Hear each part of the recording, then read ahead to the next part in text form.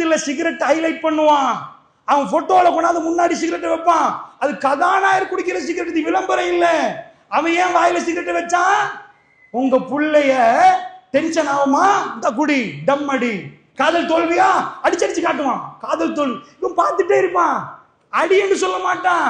பார்த்துட்டே உள்ளவன் காதல் தோல்வியான அவன் கையில சிகரெட் எடுப்பான். சகோதரர்களே, குர்ஆனையும் சுன்னாவையும் பேசுகிற கூடிய நாம் நம்ம வீடுகளில் திரைப்படத்துக்கெல்லாம் தடை போட்டு வைத்திருக்கிறோமா? அது ஒரு காலம், அது ஹராம் என்று சொன்னோம், அசிங்கம் என்றோம், விபச்சாரம் என்றோம். இன்றைக்கு சர்வ சாதாரணம். அது ஒரு என்டர்டெயின்மெண்ட் தானே, பார்த்துட்டு போலாமே. என்டர்டெயின்மெண்ட் நம்ம புள்ளைய தூக்கிட்டு போகும் வரைக்கும் அது என்டர்டெயின்மெண்ட். பெருமானார் ஸல்லல்லாஹு அலைஹி வஸல்லம் அவர்கள் நாம் பார்க்கிற இந்த காட்சியை பார்த்துட்டு, ஒரு ரஜினிகாந்த் பார்க்குறீங்களா, பாருங்க, அப்புறம் சிக்கர் பண்ணுங்க சொல்லிட்டு போயிடுவாங்களோ.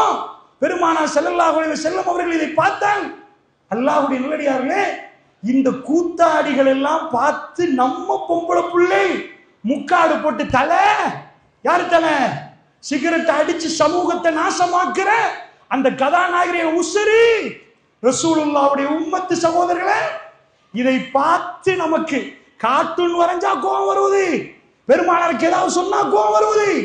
இந்த சமுதாயம் கண்ணு முன்னாடி துடித்து கொண்டு இந்த உம்மத் அந்த தன்னுடைய ரசூலுல்லாஹ்வுடைய அந்த வாழ்க்கை வழிமுறை எழுந்து கொண்டிருக்கிற நேரத்தில் நமக்குள் அந்த வேதனை வரணும். இதுக்கு எதிராக என்ன நடத்தணுமோ அதை நாம் நடத்தி ஆகணும். அரசாங்கத்தோட சேர்ந்து என்ன செய்யலாம், மற்றபடி என்ன செய்யலாம் அதை செய்யணும். ஆனா அதுக்கெல்லாம் கூட நான் ஒன்றை சொல்லுவேன். நான் சொன்னேனே, ப்ரூவ் பண்றேன்னு சொன்னேன்.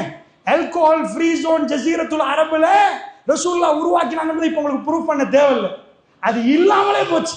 அது எப்படி இல்லாம போச்சுன்னு டொனால்ட் ட்ரம்ப்புக்கு